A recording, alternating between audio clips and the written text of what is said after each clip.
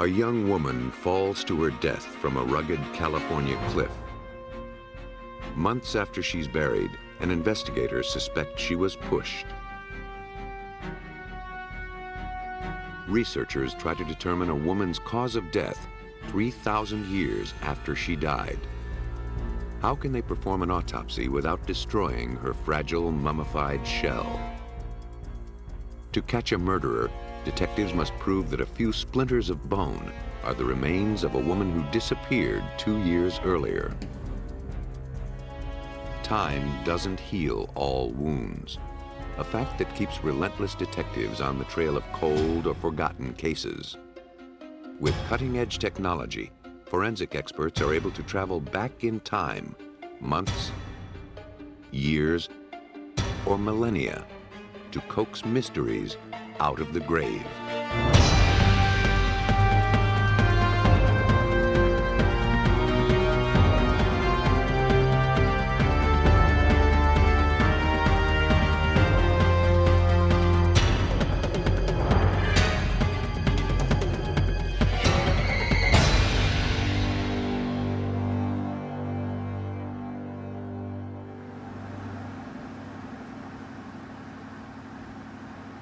From San Diego to San Francisco, California's coastal highways are some of the most magnificent drives in the world. Heading north, stretches of glittering sand and crowded freeways gradually give way to a vastly different landscape. As Highway 1 winds through the Monterey Peninsula, mountains collide with the sea in a majestic alliance of power and beauty. In Big Sur, California, the huge sky and boundless Pacific Ocean seduce visitors to the edge of the dizzying cliffs for a breathtaking view of the edge of the world and a snapshot by which to remember it. But sometimes the pull is too strong.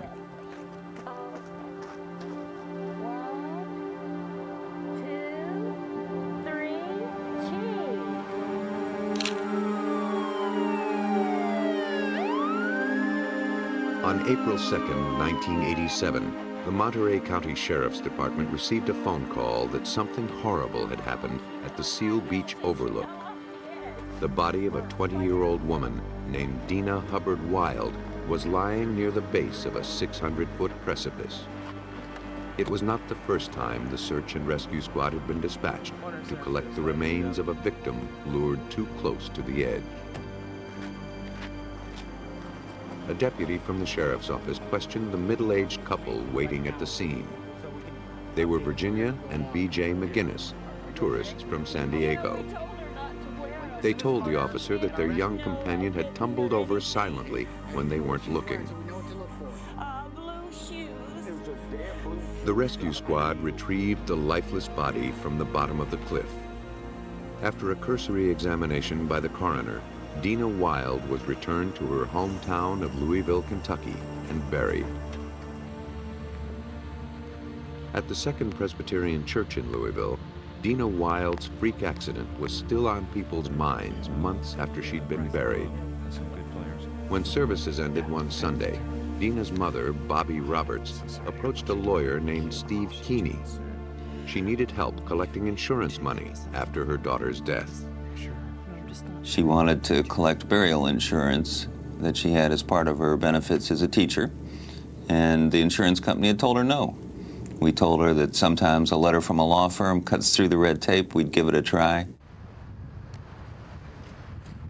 Keeney knew that Bobby could really use the $3,500. He agreed to make a few phone calls for her on his own time. Keeney called Bobby's insurance company and uncovered the source of the holdup. They had never received Dina's death certificate. Keeney then called the Monterey coroner's office requesting a copy of the death certificate. But when the document arrived, it listed the cause of death as pending.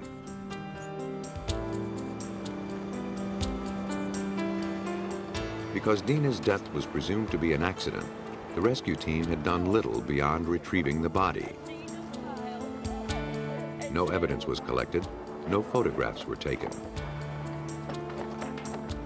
The body was sent to the Monterey coroner's office. Its analysis found no hint of foul play.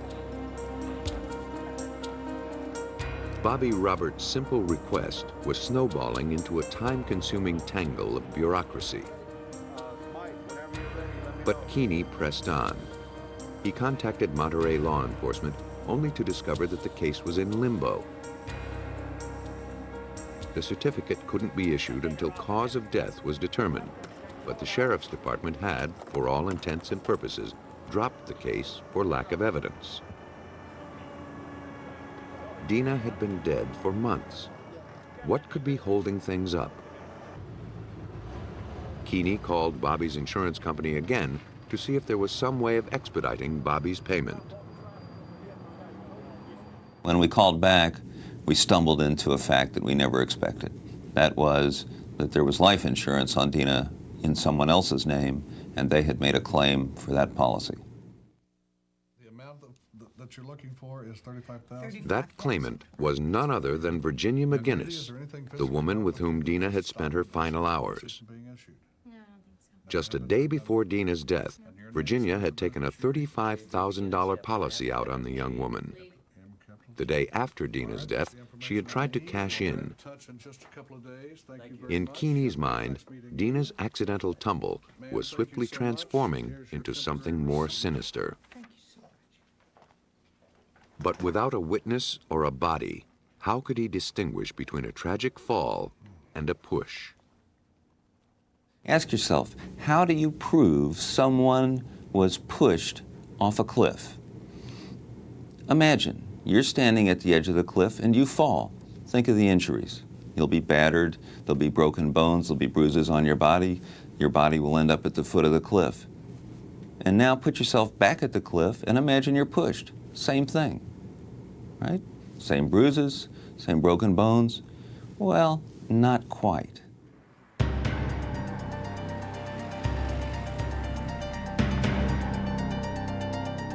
The suspicion that Dina may have been shoved over the edge was a chilling hypothesis, but it was still just speculation.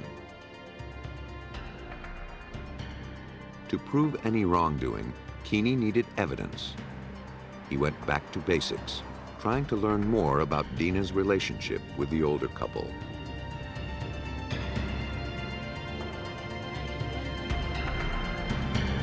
Virginia and B.J. McGinnis, the parents of one of Dina's friends, had taken her into their San Diego home after she was separated from her husband. Dina's loneliness was relieved in the fun-filled months she'd spent with her surrogate parents. She was known for her blind devotion to new friends. Had she been duped by the McGinnis' kindness? To check his suspicions, Keeney secured a copy of the autopsy report from the Monterey coroner's office. In the report, he noticed something unusual. A blood test revealed the presence of a drug called amitriptyline, commonly known as Elavil.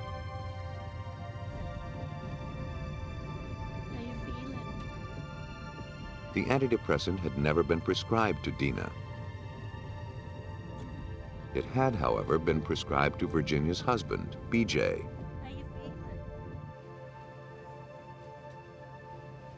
Toxicologist Catherine Ham retested a vial of Dina's blood that had been frozen after her autopsy. Her job was to check for levels of the drug. Keeney hoped that if a crime was committed, it could be proven in the lab. I think that a lot of people that commit crimes underestimate what we can do in the laboratory. To test for the presence of chemicals in the blood, Ham adds a solvent into the sample. The tube is rocked for 20 minutes as the drugs move out of the blood and into the solvent. The solvent is then removed from the tube and evaporated. The reconstituted solvent is injected into a gas chromatograph, an instrument that separates compounds according to their chemical properties. Ham compared the standard for the drug and the products of its breakdown with the chromatograph of Dina's blood. They matched. Having been frozen for so long, Dina's blood was degraded. Ham was unable to determine exactly when Dina had taken the drug, or exactly how much she'd taken. What she did know was that Dina Wild had Elavil in her system when she died. With its disorienting and unpleasant side effects, it was hardly the kind of medication that Dina might have popped for a quick buzz.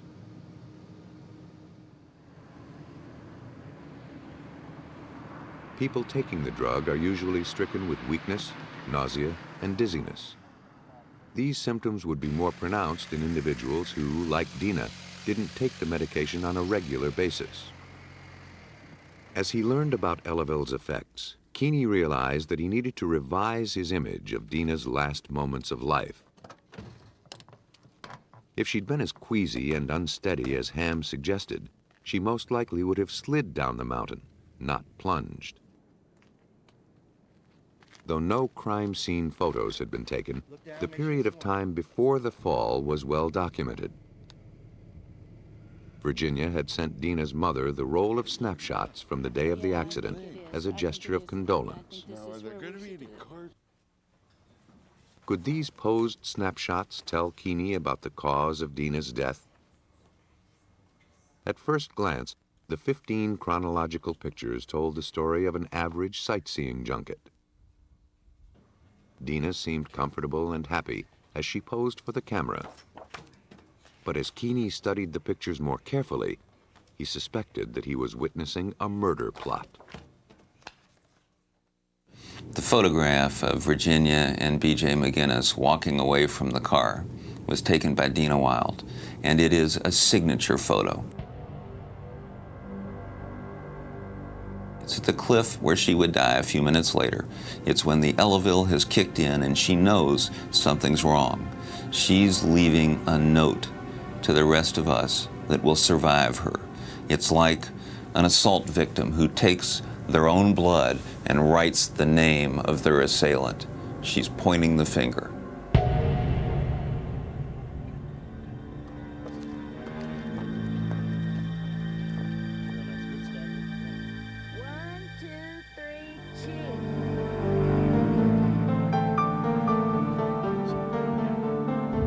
The Elavil had clearly taken effect in the subsequent picture. Dina's bright eyes had grown dull. Her features slackened. She seemed unable to stand on her own. That's great. 1, 2, 3. When Keeney got to picture 11, the first thing that came to his mind was Dina knows. What at first seemed an innocuous cliffside stroll revealed upon closer examination the terrifying moment before Dina's death.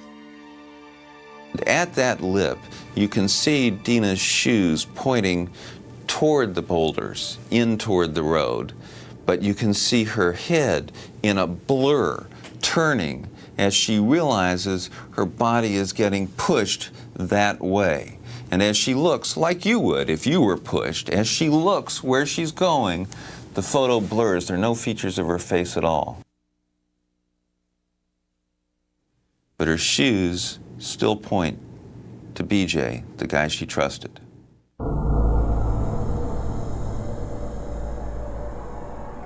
Moments later, she would be dead.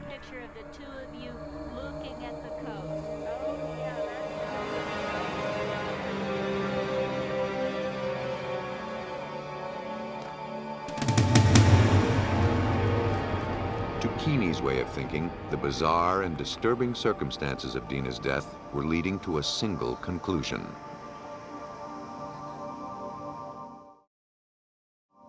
Once you know a 20-year-old dies with 55-year-old strangers at her side, and you know that those strangers bought a life insurance policy on her, in your heart, don't you believe that that's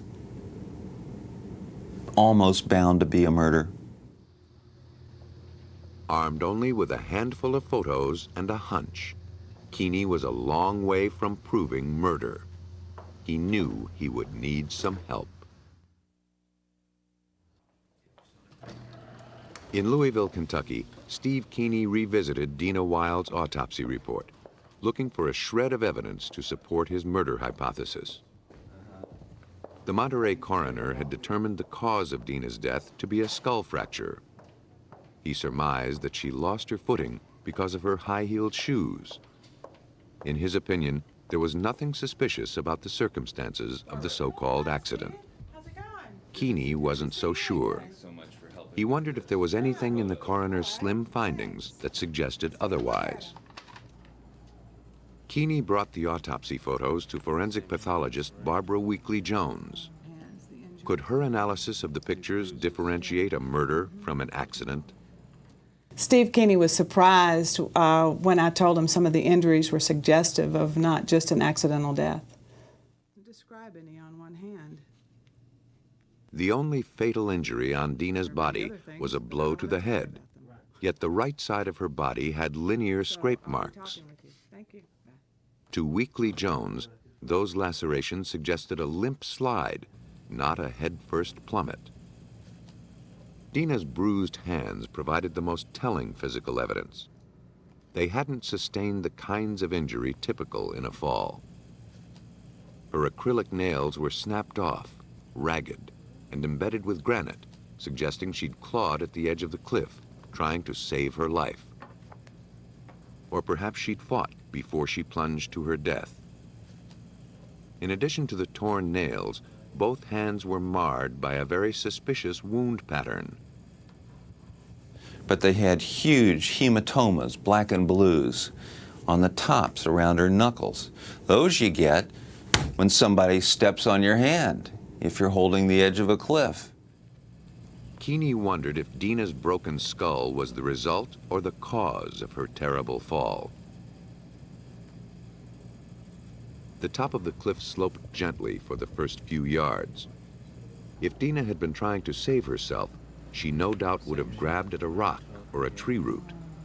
But her palms showed no injuries, no signs of clutching at anything. And look, she had fingernails. It looks like artificial fingernails. Weekly-Jones's findings substantiated Keeney's theory of an intentional push and a limp slide.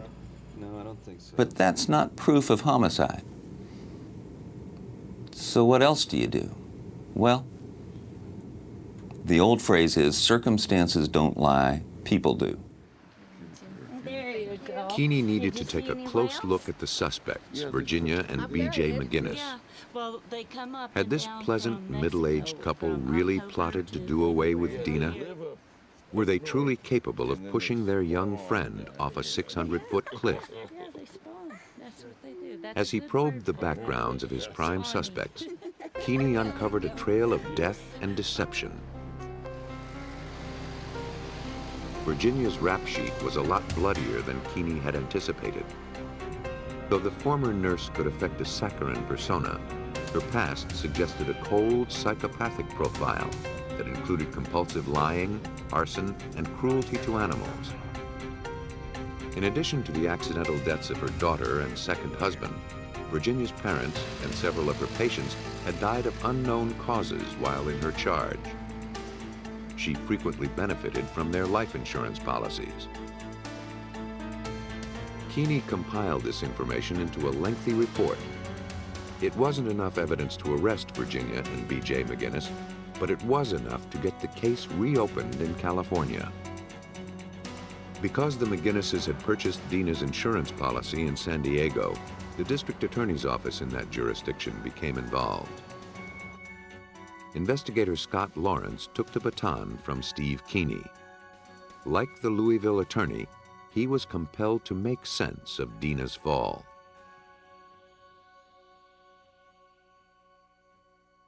But Dina's case didn't have the benefit of much physical evidence.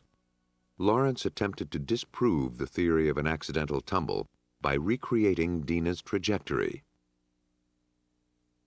It was more than a year and a half after Dina's death, so any blood or geographic disturbance from her fall would have been washed away.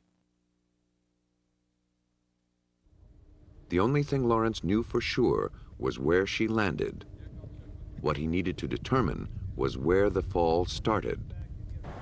One of the things that we had to look into was where we knew she was last standing at this turnout, almost within a few feet of where I'm at. That's based upon testimonial evidence as well as photographic. Based on Lawrence's assessment, this wasn't a place where a person was likely to lose her footing, even in high-heeled shoes. The ground was relatively flat and solid. Now, Lawrence could recreate Dina's path down the cliff. Though he was a novice rock climber, his fierce commitment to the truth compelled him down the cliff face with a video camera in hand. From his topographic analysis, Lawrence believed that Dina was dead or near death when she lost her grip on the edge of the overlook. For one thing, the first section of the cliffside was not a sheer drop. Had Dina accidentally fallen here, she probably would have been able to stop her descent. She probably would have screamed. After the initial slope, the cliff drops off suddenly. Lawrence experimented to see how fast and by which route Dina was likely to have descended. So we could take individual rocks and toss them down, and you get a pretty good idea of how you would accelerate once you got past the incline and once you made that first precipice about 40 or 50 feet down to my right, down toward the ocean. Had Dina free-fallen off the precipice, she would have hit the bottom in excess of 120 miles per hour. Yet her body was in one piece, with no tumbling marks and relatively few fractures. Lawrence's research corroborated Weekly Jones's analysis of the body. Dina went down the cliff in a slow, limp slide, not an accelerating, high-speed tumble. Lawrence's careful recreation of the fall didn't jibe with the story relayed by the McGinnises. So we tried many ways to interpret what could have happened, and the bottom line is there's always unknowns, and the people that know aren't talking. By September of 1989, police gathered enough incriminating evidence to arrest the McGinnises. For the trial, the cliffside overlook was transformed into an outdoor courtroom. Scott Lawrence's careful recreation had a profound impact on the jury. The odyssey begun in Steve Keeney's office ended when the jury found Virginia McGinnis guilty of conspiracy, first-degree murder, insurance fraud, forgery, and murder for financial gain. She was sentenced to life in prison without the possibility of parole. B.J. McGinnis had died of pneumonia before the trial began. The inconsistencies in the so-called accidental death of Dina Hubbard Wild had been untangled to reveal a cold-blooded murder, despite the fact that neither the body nor the crime scene had been preserved. For experts hoping to solve old murders, keen analysis of the meager traces left behind means the difference between overdue justice and a death that is forever lost in time. For 7 years, Susan Davis endured an unsatisfying marriage with a struggling insurance salesman named Ralph. Leaving was always on her mind, but she never got very far from their Columbia, Missouri home. Then, one evening in June 1985, after a long day at her secretarial job, she climbed into her Ford Escort and drove off, never to be seen again. When she failed to show up for work the next day or answer phone calls, her mother contacted the police. Officers from the Boone County Police Department questioned relatives and searched the Davis home, but found nothing to indicate that Susan had been taken against her will. Yes, I'm so worried. Some people believed Susan's departure was her way of making a clean break from a life that had gotten too painful and messy. At the time of her disappearance, Susan had finally succeeded in making some big changes. She'd separated from Ralph and sent her 2 children, Robbie and Angela, to live with her parents in Iowa. And what was his occupation? Perhaps she was starting her life over in some other part of the country. Captain Larry McCrae led the investigation. Ralph Davis told us that when Susan disappeared that she had a boyfriend and she'd probably gone off to Texas and someday she'd show back up. Susan was officially declared a missing person. In her absence, Ralph moved back into the house, brought his children home from their grandparents, and settled into the life of a single father. The family waited in vain for Susan's return. As his finances dwindled, Ralph went to court to make sure that if Susan did resurface, she'd be compelled to pay him child support. But there were still no clues as to her whereabouts and diminishing hope that she'd ever return. But as McCrae came to realize, Ralph Davis's victimized spouse routine was a feeble charade. The more he probed police files, the more McCrae came to realize what an abusive husband Ralph had been.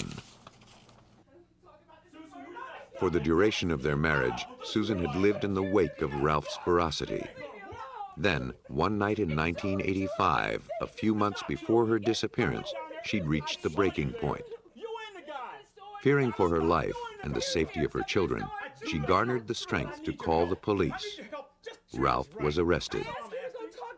We investigated a case where Ralph had beat her up. We'd photographed, and at that time, there was an ex parte on her, which says, Ralph, you cannot go back to your home. You have to stay away from Susan and the kids.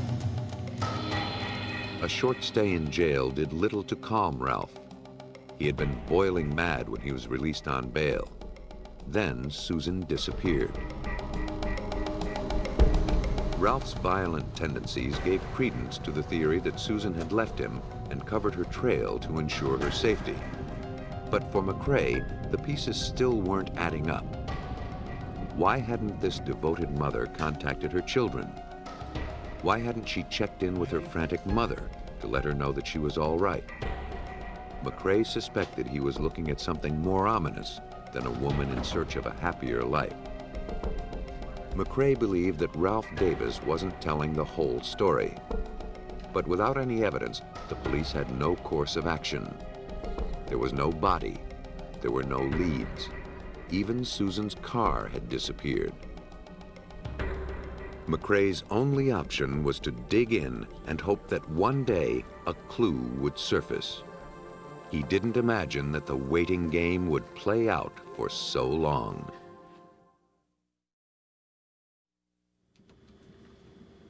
It had been 2 years since Susan Davis climbed into her car and vanished. Whether she left town intentionally or met a horrible fate remained an unanswered question. Captain McCrae's investigation met a dead end. Then one day, the owner of a storage facility took the locks off a unit rented by a customer who'd stopped paying his bills. Inside was a Ford Escort with the driver's side window blown in. The name of the delinquent customer was none other than Ralph Davis. That's McCrae. Captain McCrae was contacted. A quick run of the vehicle ID and tags confirmed it was Davis's car. McCrae took a look inside and was struck with a terrible sight. When we approach the car and we look inside of it, we're pretty sure that somebody died in that car. Blood and tissue spattered the dashboard, seats, and visors. Glass shards mingled with spent bullet shells on the car floor. 2 feeble air fresheners added a grim irony to the grisly scene. After 2 years of sitting on his hands, McCrae could finally move in on his prime suspect, Ralph Davis. Davis came up with a story to explain away the car. Before blowing out of town, he said, Susan had paid him one last visit. She was armed. Ralph overpowered her, pulled her out of the car, and climbed behind the wheel. As he drove away, he claimed, Susan smashed the window with her arm, bloodying the glass. The implausible account did little to explain how bits of body tissue got into the car. Davis was arrested. Experience told McCrae that he'd just detained a brutal murderer, but proving that in court would be another matter, especially when the crime scene was 2 years old. A successful forensic investigation would take a two-pronged approach. First, McCrae's team would have to establish that a murder had in fact taken place in the car, and secondly, they'd have to identify the victim. McCrae believed he was looking at the remains of Susan Davis, but he was a long way from proving it. From the pattern of blood in the car, preliminary crime scene reconstruction determined that the victim had been shot inside the vehicle. On the floor of the car, we found glass, basically moving inward, which would indicate that a shot or something had gone through that and from the outside. As we looked at the glass, we found that the glass was on the floorboard, and on top of the glass was blood. It seemed that the shot came through the window, striking the driver in the head. The force sent the victim toward the other side of the car, crashing first into the rear-view mirror hard enough to crack the windshield.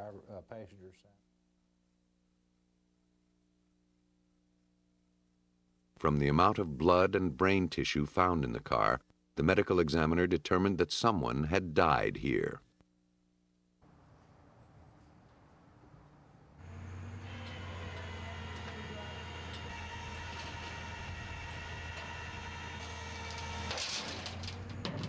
The automobile was towed to a private storage lot where McCrae's team could try to make sense of the disarray.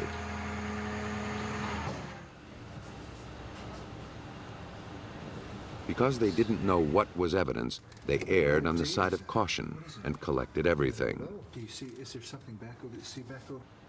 Armed with specialized tools, apparel, and collection bottles, the investigators began to take the car apart, piece by piece, carefully cataloging each fragment of bone, tissue, and each smear of blood. Bullets were dislodged from the interior of the car. They matched shotgun shells found in Ralph Davis's home. A vacuum with sterile filters was used to collect the tiniest pieces of evidence. Like high-tech car vandals, the team stripped the escort down to the bare bones, bagging everything from the steering wheel to the carpeting for further analysis.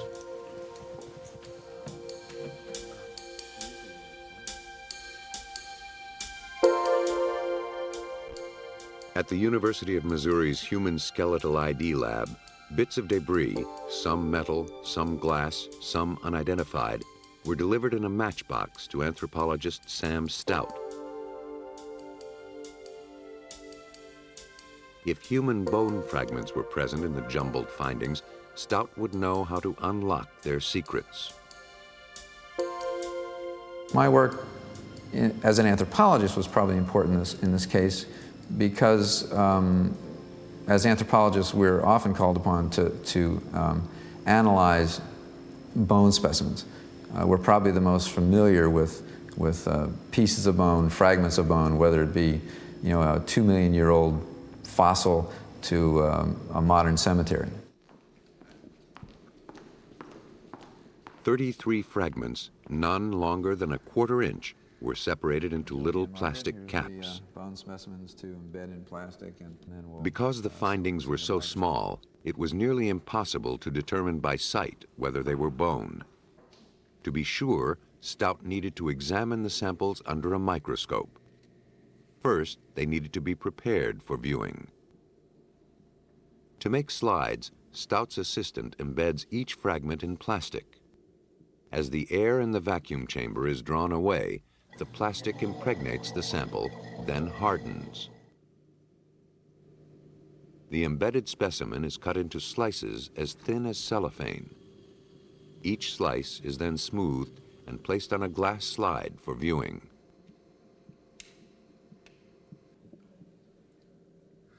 Microscopic analysis of the cross-sections told Stout that he was, in fact, looking at human bone. Stout knew where the fragments came from, a human skull. Dr. Stout had determined that the meager scrapings from the floor of Susan Davis's car were in fact human facial bones. Now he wanted to see if there was anything unique about the bone fragments that could tie them to Susan Davis and her death. Stout noticed that there were some smudges on the bone fragments. He sent them to the geology department at the University of Missouri lab. A scanning electron microscope revealed that traces of lead had been embedded in the bone. The presence of antimony indicated that gunpowder was involved as well. This victim had been shot. The close scrutiny of these fragments was turning the cloudy details into a vivid portrait of murder.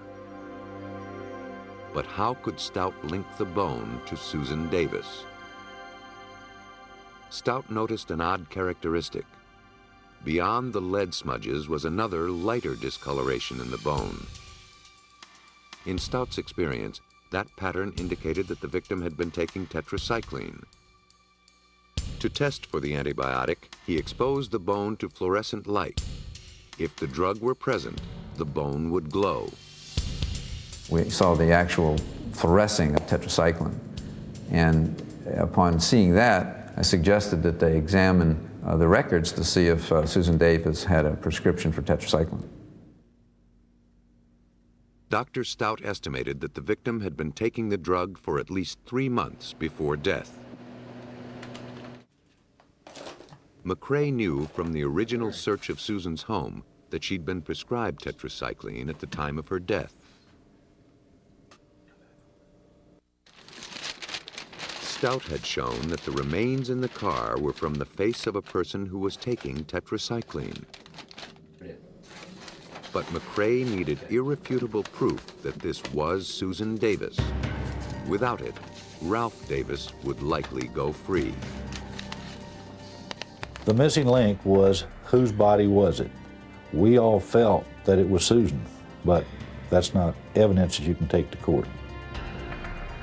No murderer in the state of Missouri had ever been convicted without a body, so McCrae had a double burden.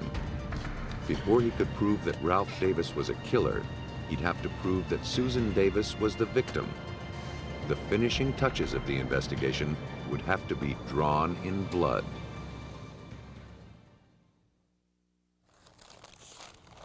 Could bloodstains link a 2-year-old crime scene to the death of Susan Davis? It was forensic serologist Lori Maloney's job to find out. Carpeting, sun visors, and upholstery from the interior of the car were sent to her at the Missouri State Highway Patrol lab. If she could determine that blood on these items came from Susan Davis, it would be nearly impossible for Ralph Davis to evade prosecution. But, as Maloney knew, irrefutable victim identification is tricky business. She needed to run a series of tests to find out exactly whose blood this was. Above all, she needed to be precise, to check and cross-check her results. Maloney's first task was to swab the samples to make sure that the stains found in the car were truly blood. The test turns green when blood is present.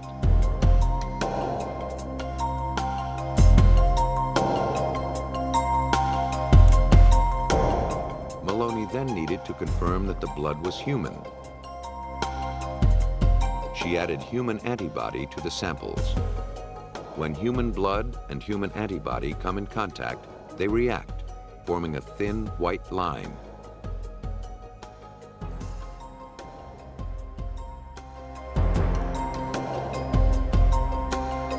Maloney's results were consistent with McCrae's theory that someone had been killed in the vehicle. I found on the evidence human blood detected on the carpeting and the seat belt latches. Also, I found human protein on the sun visors. But how could she prove that the remains had come from Susan Davis? She had no samples of Susan's blood or tissue to compare them with. Paternity tests are commonly used to establish a man's parenthood by comparing his DNA with that of the child and its mother. By applying that standard procedure in a creative new way, a reverse paternity test, Maloney hoped to simulate Susan Davis's genetic profile. Every child gets half his DNA from his mother, half from his father. Subtracting DNA bands that the father and child have in common leaves a barcode representing the mother's genetic signature. The remaining bands would then be used to compare to the crime scene evidence, and if those were matching to the crime scene evidence, the blood could have originated from the mother, Susan Davis. Using this procedure, Ralph Davis's DNA pattern was subtracted from his children's. The resulting bands were a close simulation of Susan Davis's genetic fingerprint. This banding pattern matched the samples found on the Ford Escort's carpet. Susan Davis had been killed in her car.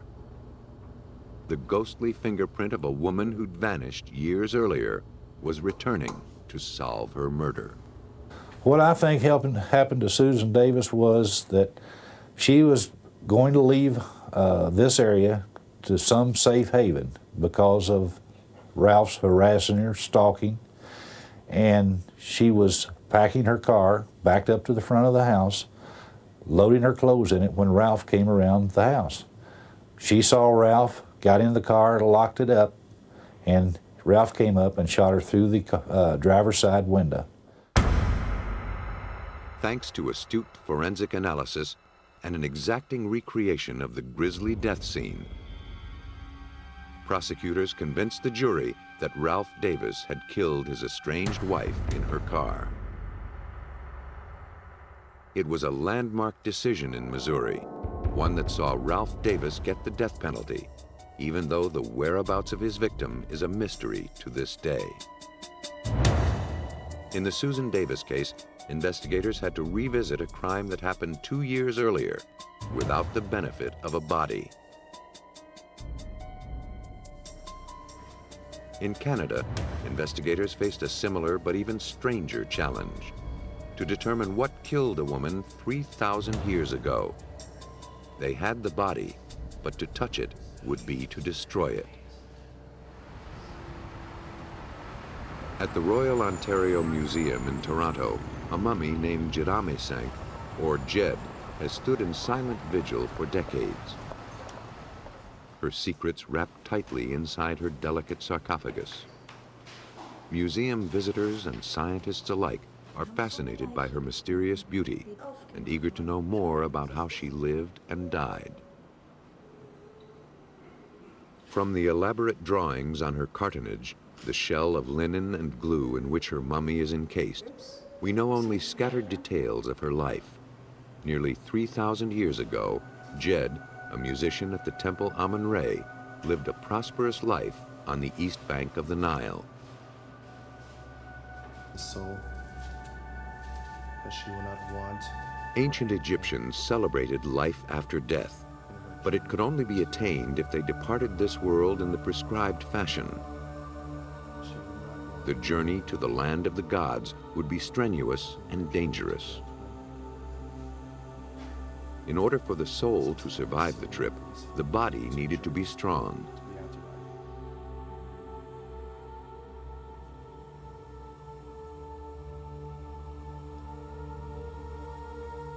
Mummification was the answer. A marriage of science and religion, the mummification process followed a strictly detailed procedure that took approximately 10 weeks to complete. After death, the body was cleansed and anointed. A single slit was made in the abdomen. Then the internal organs were removed and preserved in jars.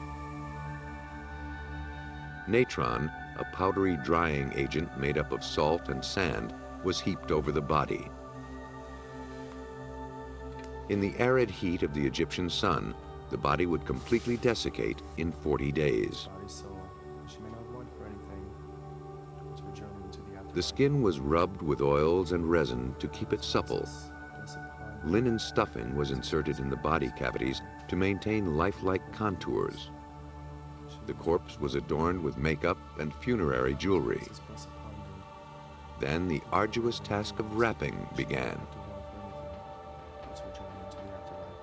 In an effort to know more about these ancient people, many researchers, like pediatrician Peter Lewin, have found themselves compelled to unwrap the mysterious packages.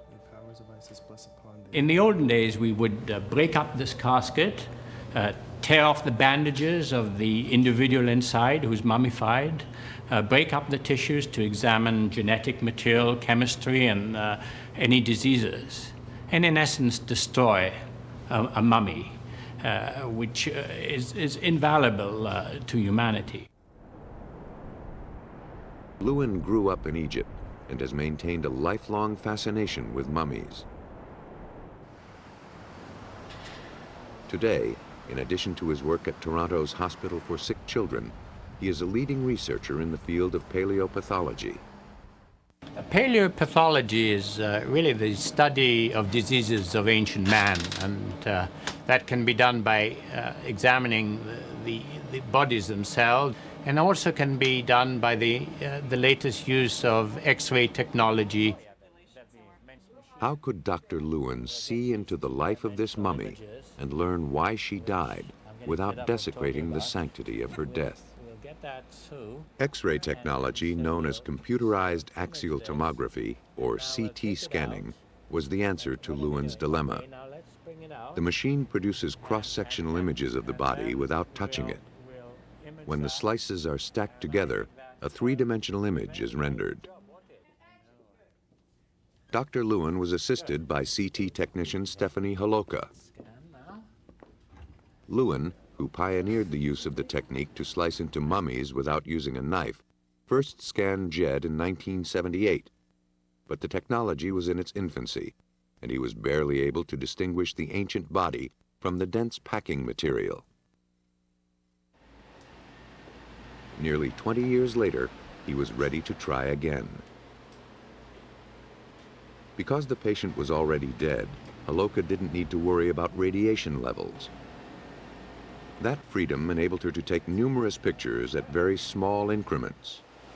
She scanned the body in 5mm slices and went to 3mm increments for the head and neck. Even greater detail was used to image the ears and eyes. 300 two-dimensional images were taken during the 4 hours of scanning. Glimpses of Jed came through in these X-rays, but it wouldn't be until they were stacked together that the ancient woman would truly come to life.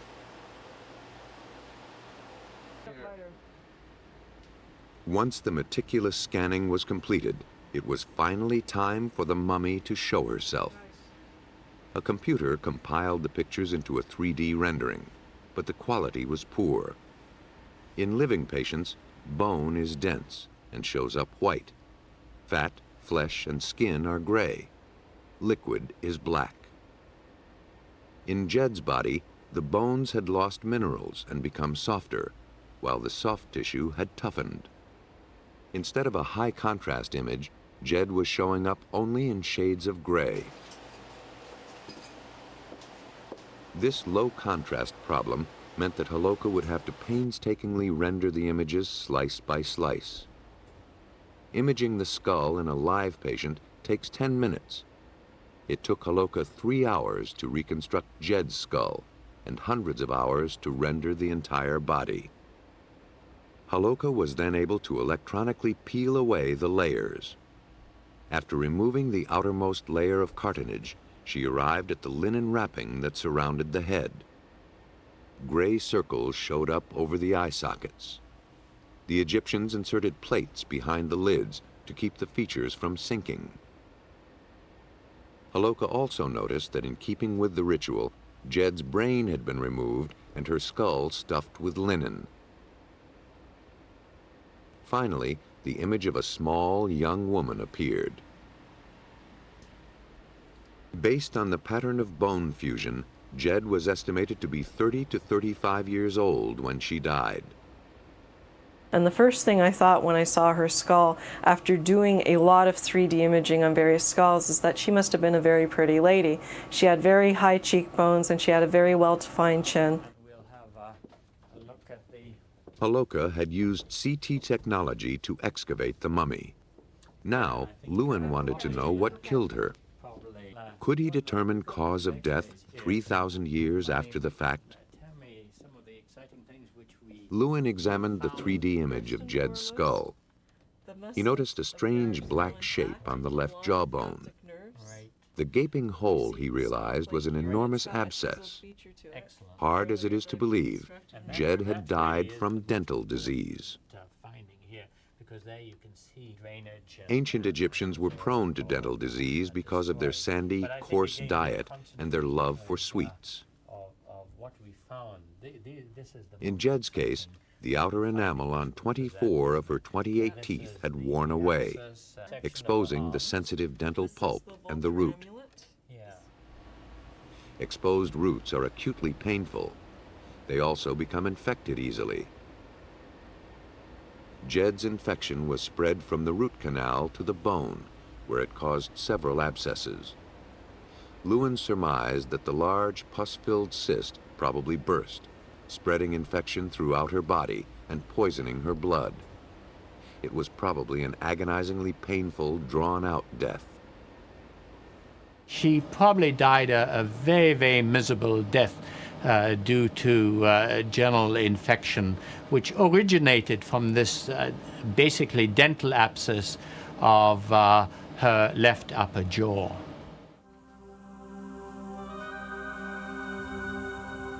In life, this beautiful musician from Thebes endured agonizing pain.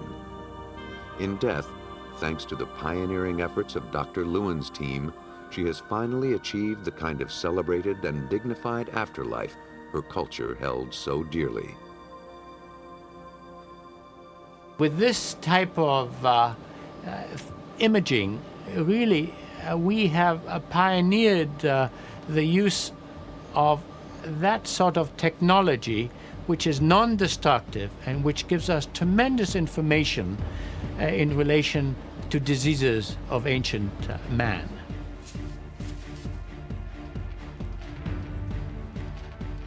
Because Jedame-Senk had been so carefully preserved, time didn't stand in the way of science.